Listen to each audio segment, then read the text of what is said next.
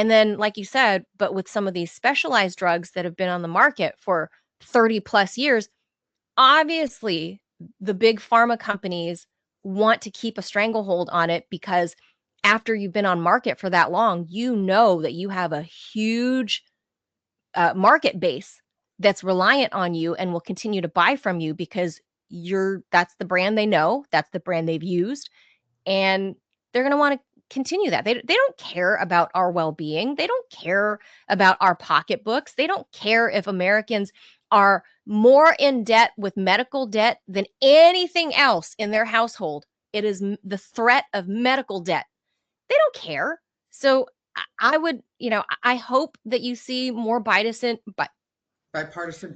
bipartisan, thank you, bipartisan support. And I hope, because what would the Democrats look like? I know that you're on the conservative side of this, but what would Democrats look like, who the party that was supposed to be for the people, if they don't speak up against big pharma to push them to release all of these 30-year-old patents so that it's like, dude, haven't you profited enough? The answer for them, I know, is always no.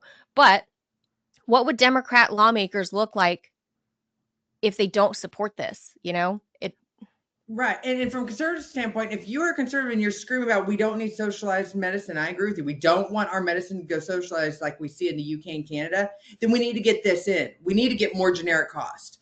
This only having high cost is what makes people want to go towards socialized medicine. So from a conservative yeah. perspective, if you want to fight socialized medicine taking over the American healthcare system, then we got to get cost under control. This is an easy win from that perspective. It makes absolute, like I said, it makes sense on both ways. And one other point I want to point out, we're not just talking about for flu. I mean, there are everyday remedies that needs to be generic. We're talking about treatments for cancer, liver failure. These are really, brand name drugs that are really treated to save lives and the quality of life for very serious diseases, that if you had the Mm-hmm. generic option, it would really help some of these families who have long-term health issues that they have to rely on prescriptions to survive.